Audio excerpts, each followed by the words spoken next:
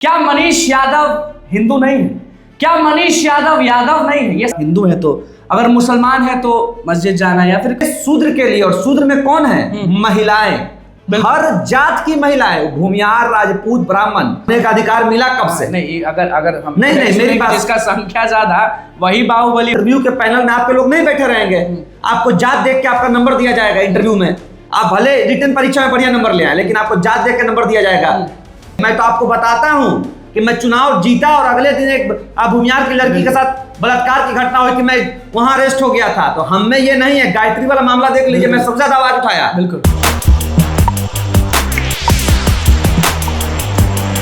नमस्कार, मैं अनुकुल तिवारी और आप वॉइस हब देख रहे हैं। देखिए, हमारे बगल में जो शख्स बैठे हैं, ये समझ जाइए कि पूरे बिहार में अभी सबसे ज्यादा चर्चित है, या कह लें कि सारे national media, digital media, print media, सब पर एक ही नाम है, मनीष यादव। और सवाल एक ही, क्या मनीष यादव हिंदू नहीं है? क्या मनीष यादव यादव नहीं है? ये सवाल हम नहीं कर रहे, पूरा बिहार भी कर रहा है। क्योंकि अगर मनुस्मृति जलाते हैं लाइटर लेके, हाथ में लेके, तो बहुत बड़ा बात है और बहुत बड़ा विवाद बिछड़ा हुआ है। मनीष जी, कुछ भी सवाल करने से पहले हम आपको क्या समझें? हिंदू समझें, मुसलमान समझें, या कोई और धर्म का समझें? क्योंकि अगर किसी धर्म से आप आते हैं तो हमें लगता है कि पूजा पाठ बहुत जरूरी रहता है। अगर आप हिंदू हैं तो, अगर मुसलमान हैं तो मस्जिद जाना, या फिर जो भी इज्जत करना बहुत जरूरी होता है। आप लाइमलाइट लेने के लिए या मीडिया में बने रहने के लिए, क्या आपने मनुस्मृति का ऐसे लिया और लाइटर जला दिया? माने कि सिगरेट है क्या कि आप जला दिए? देखिए, आपका सवाल है कि हम आपको क्या समझें। तो मेरा जन्म भी हिंदू जाति में हुआ है, ठीक है। मनीष यादव मेरा नाम है। और अगर आप हमें इससे बढ़ के कुछ समझना चाहते हैं तो इंसान समझिए। मैं एक इंसान ठीक हूँ। और जो लोग मुझे हिंदू विरोधी बता रहे हैं, मैं हूँ हिंदू विरोधी। हिंदू विरोधी मैं हूँ। मनुस्मृति के अनुसार मैं हिंदू विरोधी। मनुस्मृति अगर मैंने जलाया है, और मनुस्मृति कहती है क्या, मैं एक लाइन आपको अभी बता देता हूँ। मनुस्मृति में लिखा हुआ है, एकमेव तु शूद्रस्य प्रभु कर्म समादिशतः एते सामेव वर्णाना शुश्रूषानमाय शुष्या। ब्रह्म, इसका मैं हिंदी अनुवाद करता हूं।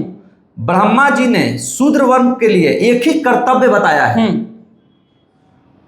यह कर्तव्य है ब्राह्मण, क्षत्रिय तथा वैश्य की सेवा करना। यह मनुस्मृति कहती है कि ब्रह्मा जी ने शूद्र के लिए, और शूद्र में कौन है? महिलाएं, हर जात की महिलाएं, भूमियार, राजपूत, ब्राह्मण। यह मैं मनुस्मृति का लाइन पढ़ रहा हूं। शूद्र, वैश्य, क्षत्रिय, ब्राह्मण, इनकी सेवा करने के लिए शिव बने हुए हैं। यह मनुस्मृति कहती है। अगर इसे मैंने जलाकर गलती किया है तो मैं हिंदू विरोधी हूं। मैं शूद्र हूं तो मैं ऐसे भी हिंदू नहीं हूं। जिस मनुस्मृति में हिंदुओं को बांटा गया हो, जिस मनुस्मृति में यह कहा गया हो कि तुम शूद्र हो, तुम हमारे अगर बगल में बैठोगे तो हम तुम्हारे कमर में लोहे की रॉड से दागेंगे। जिस मनुस्मृति में लिखा हुआ हो कि तुम अगर हमारे वेदों को सुनोगे तो तुम्हारे कानों में हम जल पिघला हुआ शीशा डाल देंगे। लिखा हुआ है ना? लिखा हुआ है, मैं वही तो पढ़ रहा हूं। हम तो उस उम्र में हैं जहां पे हमें लगता है कि हम नहीं पढ़े। झूठ क्यों बोले? मैं आपके सामने मनुस्मृति पढ़ रहा था। मनुस्मृति, उसमें स्पष्ट कहा गया है कि महिलाएं खेत के समान होती है, पुरुष अपना बीज डालते हैं, उनका अधिकार सिर्फ बच्चा पैदा करना है। बहुत तरह की चीजें हैं मनुस्मृति। इससे आपको गलत लगा इसको? इससे लेके भाई, अगर आप एक महिला को खेत बता रहे हो, आप किसी पिछड़ी जाति के लोगों को बगल में बैठने पे उसके पीठ में कूल्हे में रॉड डालने की बात कर रहे हो, वेद उपनिषद सुनने पे हमारे कान में आप हमारे कान में आप शीशा पिघला के डालने की बात कर रहे हो, ये क्या है? आप एक महिलाओं को स्वतंत्रता से जीने का हक नहीं दे रहे हैं, ये क्या है? आप क्या बात कर रहे हैं? अगर मैंने ऐसे चीजों को जलाया तो मैंने क्या गलत? कहीं तो आजादी लिखा होगा जिसको आप मानते होंगे। संविधान हिंदू है तो बताइए किसको मानते हैं? संविधान में कभी कहा गया कि ब्राह्मणों का ये अधिकार नहीं है, भूमियारों का ये अधिकार नहीं है, सबको बराबर का? नहीं तो किसी को तो मानते होंगे ना, कि जैसे आप हिंदू हैं तो किसी चीज को मानते होंगे। अगर ये जला दिए तो मानते किसको हैं?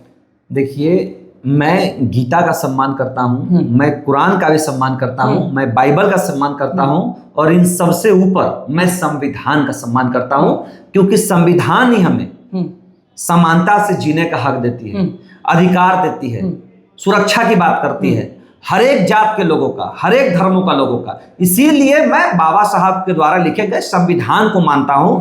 और जो लोग आज कल संविधान का विरोध करते थे, वो संविधान जिंदाबाद कर रहे हैं। ये संविधान की ही ताकत है। चलिए, आपसे एक सवाल है कि जब भी आपके पास माइक पहुंचता है या आप फेसबुक लाइव आते हैं, या जब भी कुछ भी आप बयान देते हैं, आप बार बार एक ही बात बोलते हैं कि हमें दबाया गया। अभी भी आप कह रहे थे कि मनुस्मृति में लिखा गया कि बगल में बैठोगे तो दाग दिए जाओगे, सुनोगे तो कान में। तो हम लोग ये मान लें कि मनीष यादव को बस यादव समाज से मतलब है, ओबीसी के लोगों से मतलब है, SC ST से मतलब है, और जनरल में जो भी कास्ट आता है, भूमिहार, ब्राह्मण, लाला और सारे लोग, जो चारों लोग आते हैं जनरल में, उनसे आपको दुश्मनी है, घृणा है, गलत नजर से आप देखते हैं, और आप कहते हैं कि लोग आपको नजर से देखते हैं। एक बात याद रखिए अनुकूल जी कि मेरी लड़ाई हमेशा से किसी जात के लोगों से नहीं है, मेरी लड़ाई विचारधारा से है। आज जो लोग हिंदू की बात कर रहे हैं, उसी हिंदुत्व में जब UGC रेगुलेशन आया और दलित पिछड़े के बच्चों को विश्वविद्यालय में UGC लागू करने के उनके हक में बात की गई, तो कौन लोग सड़कों पे थे? क्या वो हिंदू विरोधी नहीं थे? कौन लोग थे जो UGC से जिनको दिक्कत है? क्या दिक्कत है भाई? अगर एक पिछड़े वर्ग के लोगों को अगर न्याय मिल रहा है UGC से, तो आपको क्यों दिक्कत हो गई? क्यों पेट में दर्द हो गई? सबसे बड़े हिंदू विरोधी तो यही थे। और मुझे कब भूमिहार से दिक्कत रही है? मैं आपसे आने से कुछ दिन पहले एक भूमिहार समाज को 2 यूनिट खून देकर आया हूं। मैं भूमिहार समाज को 2 यूनिट में खून देकर आया हूं। तब आप नहीं सोचे कि नहीं, क्यों सोचेंगे भाई? मैं बचपन मेरी बात समझिए, मैं बचपन से उनके साथ रहा हूं, कॉलेज टाइम से मैं साथ रहा हूं। मेरी लड़ाई किसी जाति धर्म के लोगों से नहीं, मेरी लड़ाई एकदम विचारधारा से है। जो इस तरह के विचारधारा के लोग हैं, मैं उनके खिलाफ हूं ना। किस तरह की विचारधारा? मतलब वो क्या सोचते हैं तो आपको गलत लगता है? अब आप एक बात बताइए, UGC रेगुलेशन आया, लोग सड़कों पर उतर गए। क्यों आप सड़कों पर उतरे? अगर आप हमें हिंदू मानते, EWS आया था, मनीष यादव तो कभी सड़कों पे नहीं उतरा। EWS को तुम खत्म कर दो, क्योंकि मैं जानता था कि आर्थिक रूप से कमजोर लोग राजपूत, ब्राह्मण, भूमिहार में भी है, उनको न्याय मिलना चाहिए, उनके साथ न्याय होना चाहिए। हम लोग सड़कों पर नहीं उतरे, लेकिन UGC रेगुलेशन आते के साथ ये लोग रोड पे उतर गए। एक फायदा बताइए ना UGC का। फायदा? एक फायदा बस, जो लोग को समझ में नहीं किसको फायदा? UGC के, मतलब कि आप जो कह रहे हैं कि लागू रहना चाहिए, तो कुछ तो ऐसा फायदा होगा आप लोगों को, आपके समाज को। अरे भाई, लागू होने दीजिएगा तब तो फायदा नुकसान का पता चलेगा। अब UGC ने कहा कि 118% कास्ट डिस्क्रिमिनेशन हुआ। UGC सेंट्रल गवर्नमेंट की रिपोर्ट है कि साल में सैकड़ों लोग आत्महत्या करते हैं। ये सरकार की रिपोर्ट है, सेंट्रल गवर्नमेंट की। UGC कहती है कि साल में हजारों लोग IIT IIM जैसे संस्थानों से बैकआउट, ड्रॉप आउट हो जाते हैं, घर चले जाते हैं, सिर्फ जातीय व्यवस्था के कारण, सिर्फ कास्ट डिस्क्रिमिनेशन के कारण। तो इनको रोकने के लिए रोहित वेमुल्ला, पायल तर्वी, ऐसी जो घटनाएं हुई, क्यों हुई? जातीय कास्ट डिस्क्रिमिनेशन के कारण। ऐसे घटना को रोकने के लिए सुप्रीम कोर्ट ने कहा था कि UGC में और लागू हो जाएगा तो जात पात बंद हो जाएगा, आप कहिए। नहीं, एक बात समझिए, लागू होगा तो जात पात जो सैकड़ों सालों जो व्यवस्था चलती आ रही, खत्म कैसे हो जाएगा? उसमें रुकावट आएगी। बलात्कार के कानून को अगर और ठोस कर दिया जाए तो बलात्कार के मामले कम हो जाएंगे।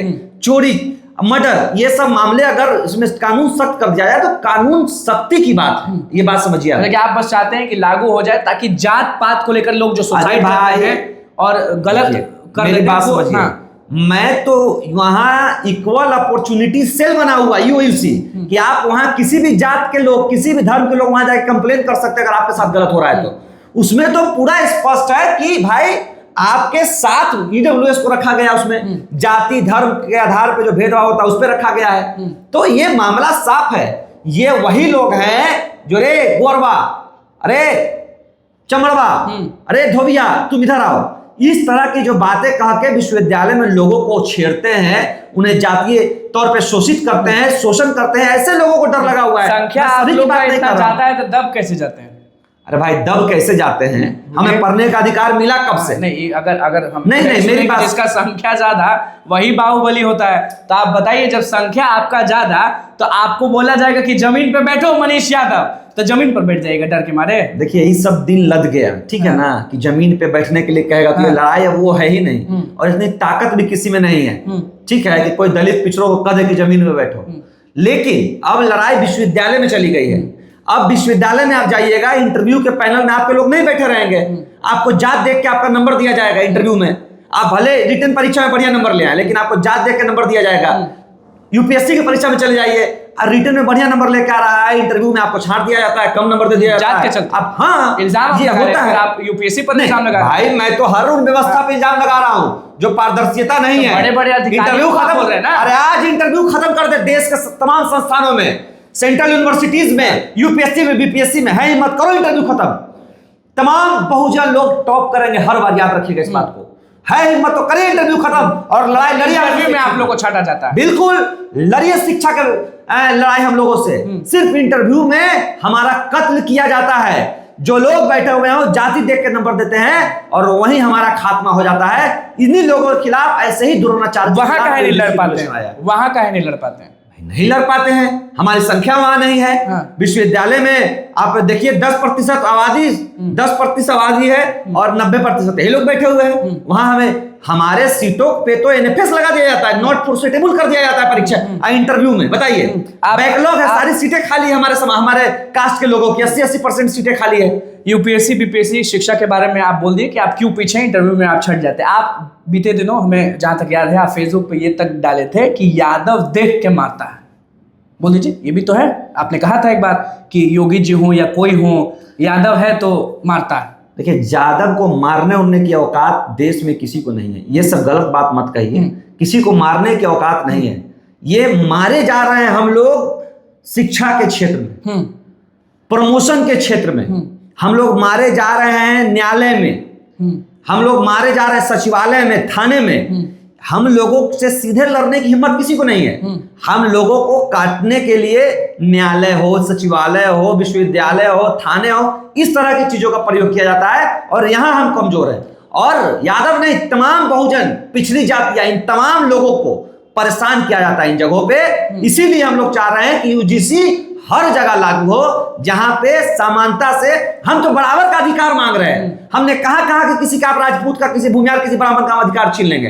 हम तो कह रहे हैं कि अगर ये रेगुलेशन गलत हुआ तो मैं खुद इसका विरोध करूंगा बिना लागू हुए। अगर आप लोग इल्जाम लगा दीजिएगा कि वो सब हमको बोल रहा है जबरदस्ती, तो दिक्कत होगा ना जनरल वालों को। कैसे इल्जाम लगा देंगे? चोरी के केस में कितना बेगुनाह बंद है, बलात्कार के केस में, डोरी एक्ट के केस में कितने लोग बंद हैं जेल में। तो क्या उसका मतलब कानून खत्म कर दीजिए? कर दीजिए कानून खत्म। एक डर होगा ना लोगों की, आप लोग मान लीजिए जबरदस्ती बोल दीजिएगा कि हमको चमार बोल दिया। बच्चा पैदा हुआ ही नहीं और बेटा होगा कि बेटी होगा, आप लोग जो नियम बनाए हुए हैं ना, इसे बरगलाइए मत।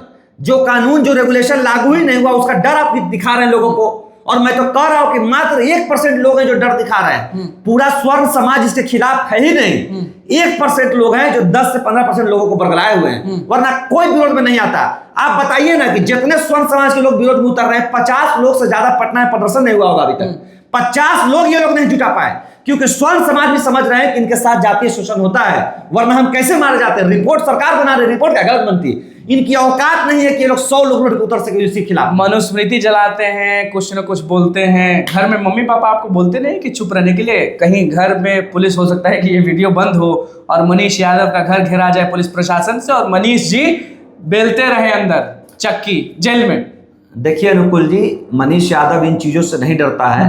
हम लालू यादव जी के बाद पटना यूनिवर्सिटी का अध्यक्ष बने थे और उस दिन ठान लिए थे कि हर जाति के जितने भी गरीब लोग हैं, जिनके साथ शोषण होता है, जिनका ब्राह्मण और राजपूत भी सब लोग, अरे भाई सब लोग, हम जितना लड़ाई लड़े, मैं तो आपको बताता हूं कि मैं चुनाव जीता और अगले दिन एक भूमिहार की लड़की के साथ बलात्कार की घटना हुई कि मैं वहां अरेस्ट हो गया था। तो हम में ये नहीं है। गायत्री वाला मामला देख लीजिए, मैं सबसे ज्यादा आवाज उठाया। बिल्कुल, मैं स्पष्ट करता हूं, जिसके साथ शोषण होगा मैं खड़ा रहूंगा और सदियों से दलित पिछड़ों के साथ। कभी मनुस्मृति के नाम पे अभी यूजीसी जो मामला आया उसको हटाकर 65% रिजर्वेशन देना होगा। ये हमारा अधिकार है और नहीं मिलेगा तब तक आगे की रणनीति बताइए, क्योंकि यही आखिरी सवाल है। आगे की रणनीति बताइए, इसलिए बताइए क्योंकि जितने भी बहुजन समाज के लोग हैं, जिन तक आपकी आवाज पहुंच रही है, जो आपके चाहने वाले हैं, जो नहीं पहुंच पाते हैं आप तक और आपको देख रहे हैं अभी, वो चाहते हैं और सुनना चाहते हैं मनीष यादव को कि आगे की रणनीति क्या है, क्या करने वाले हैं। मैं आपके चैनल के माध्यम से उन तमाम अपने बहुजन, पिछड़े, दलितों, ओबीसी भाइयों को बता दूं कि हमारी लड़ाई धर्म की लड़ाई नहीं है, किसी मुसलमानों से हमारी लड़ाई नहीं है। अगर हमारी लड़ाई होती तो मटका से पानी पीने पर, कुआं से पानी पीने पर, घोड़े पे बैठने पर, स्कूल में शिक्षा लेने पर और मंदिरों में पूजा करने पे हमें किसी मुसलमान ने नहीं रोका था, हमें इन्हीं लोगों ने रोका था जो आज हमारे यूजीसी के खिलाफ सड़कों पे हैं। इसीलिए हमारी सीधी लड़ाई लोगों से है और ये वैचारिक लड़ाई है, न कि व्यक्ति और जात की लड़ाई है। आप तमाम लोग एकजुट रहिए और यूजीसी के मामले पे हर दिन धरना प्रदर्शन जिला मुख्यालय, प्रखंड स्तर पे, विश्वविद्यालय स्तर पे हर जगह कीजिए। हम मजबूती से आपके जिला में भी आ रहे हैं और पूरी मजबूती से पूरा बिहार घूमिएगा, पूरा बिहार घूमेंगे और इस लड़ाई को हम लोग जीतेंगे, क्योंकि यह 80% पिछड़े तबके के वंचित शोषित वर्ग की लड़ाई है। बस आखिरी चीज कि कुछ लोग आपका बहुत विरोध करते हैं कि मनीष यादव हिंदुओं के ऐसा बोलता है, वैसा बोलता है, ये वो, उनको कुछ बोलना चाहेंगे आप? देखिए, हिंदुत्व के नाम पे तो गोधरा कांड, राम मंदिर कांड, उसमें दलित पिछड़े ही शहीद हुए और सारा मलाई यही लोग खाएं। आज आप एक फेसबुक पोस्ट डाले थे जिसमें आपने दिखाया था कि एक शख्स थे जो झंडा लेके थे, झंडा या तलवार था, भूल रहे हैं, वो जात के मोची थे। गोधरा कांड में उन पोस्टर वो आया था, सबसे बड़ा खबर छपा था। और आज वो व्यक्ति राम मंदिर के बाहर मोची ये जूता सब चप्पल सी रहा है। मैं वही मैसेज देना चाह रहा था कि सिर्फ धार्मिक लड़ाइयों में दलित पिछड़े हिंदुओं का इस्तेमाल किया गया। सिर्फ धार्मिक लड़ाइयों में हमने जाने दी, हमने शहादत दी, लेकिन आखिरी में ना हमें कुछ मिला, ना हमारे बाल बच्चों को कुछ मिला। और जो इस लड़ाई का नेतृत्व कर रहे थे वो आज कहीं ना कहीं नेता मंत्री रसूखदार लोग हैं, किसी राम मंदिर के चेयर कमेटी के अध्यक्ष हैं, तो कोई चुनाव आयोग का अध्यक्ष है। लेकिन दलित पिछड़े एक भी बता दीजिए जिसको कुछ मिला हो इस लड़ाई से। सिर्फ और सिर्फ हमें हिंदू के नाम पे मुसलमानों से लड़वाया गया, कभी इधर लड़वाया गया, हमें सिर्फ इस्तेमाल किया गया। इस्तेमाल नहीं होना है, अपनी हक अधिकार हुकूक की लड़ाई को पूरी मजबूती से लड़ना है। चलिए, तो मनीष यादव हमारे साथ थे, वॉइस ऑफ के स्टूडियो में मौजूद थे और ये अब सामने आ गया कि मनीष यादव हिंदू ही हैं। जो लोग बोल रहे थे ना कि पूछ लीजिएगा, तो पूछ लिए और क्या क्या बोल दिए हैं। और वैचारिक लड़ाई है ये भी कह दिए, और ये भी कहे, बहुत अच्छी बात, कि भूमिहार, राजपूत, लाला, ब्राह्मण को भी अगर कुछ दिक्कत होगा तो मनीष यादव वहां रहेंगे, वहां यादव के लिए नहीं रहेंगे, व्यक्ति तौर पर रहेंगे मौजूद। सब हम लोग व्यक्तिगत, मैंने कहा ये विचारधारा की लड़ाई है, विचारों को मानने वाले की लड़ाई है, ये कोई व्यक्ति विशेष की लड़ाई नहीं। और लाइटर क्यों मारा मनुस्मृति पर, वो भी क्लियर हो गया आज कि क्यों, इनके मन में आखिरकार क्या था। कोई लाइमलाइट के लिए नहीं, बस एक लड़ाई है जो ये लड़ रहे हैं। पूरे बिहार में जाएंगे, अब देखना होगा कि यूजीसी वाला मामला कितना बढ़ता है और आगे क्या होता है, क्योंकि कुछ लोग विरोध नहीं, बहुत लोग विरोध कर रहे हैं मनीष यादव का। क्या मनीष यादव हार जाएंगे, ये भी पूछने वाली बात होगी। और जेल जाने से नहीं डरते। हमने पूछा कि ये वीडियो खत्म हुआ और घर पर पुलिस आ गई तो उस पर भी इन्होंने बयान दिया। बहुत बहुत धन्यवाद। चैनल को सब्सक्राइब करें, को लेकर।